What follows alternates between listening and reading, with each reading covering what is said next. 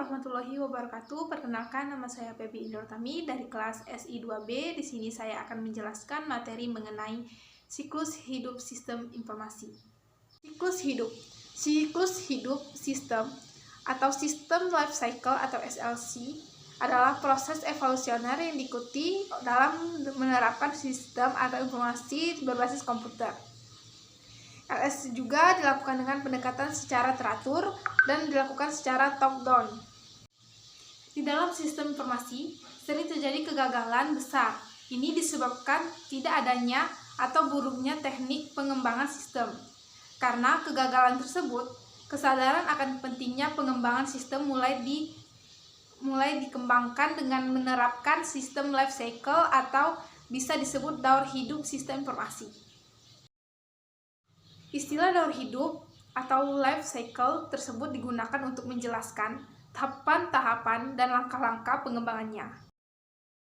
Tahapan-tahapan. Yang pertama ada perencanaan, kedua analisis, ketiga desain, keempat implementasi, kelima perawatan.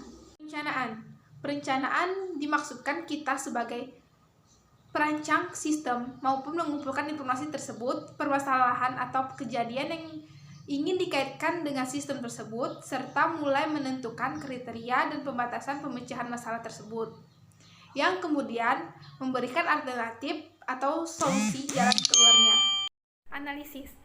Analisis di sini digunakan sebagai pusat proses pengembangan sistem. Umumnya tahap analisis dilakukan oleh tenaga ahli yang telah berpengalaman. Desain, yakni mulai merancang dari apa yang telah disusun saat perencanaan dan setelah penganalisan oleh tenaga ahli berupa suatu sistem yang umumnya baru. Implementasi, kemudian baru dilakukan implementasi atau pelaksanaan dari sistem tersebut. Apakah dari sistem tersebut telah baik atau ada kekurangan akan diketahui apabila sistem tersebut telah digunakan dan menghasilkan informasi bagi penggunanya.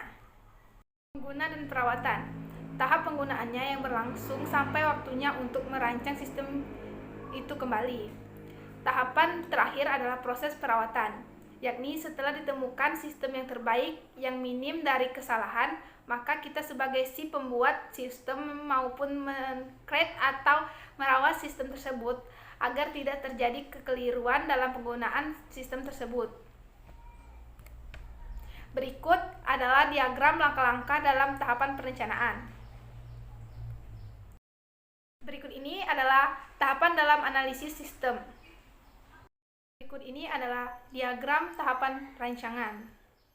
Berikut ini merupakan tahapan dari penerapan.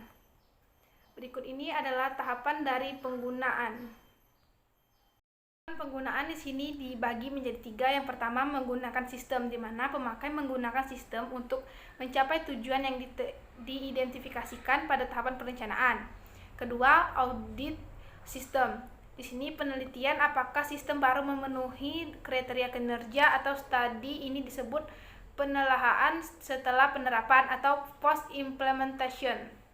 Ketiga, memelihara sistem. Di sini selama manajer menggunakan sistem, berbagai modifikasi dibuat sehingga sistem tersebut memberikan dukungan yang diperlukan. Modifikasi ini disebut pemeliharaan sistem. Ada 3 alasan untuk pemeliharaan. Yang pertama, memperbaiki kesalahan. Kedua, menjaga kemutakhiran sistem. Ketiga, meningkatkan sistem. Mungkin itu saja yang bisa saya sampaikan. Wassalamualaikum warahmatullahi wabarakatuh.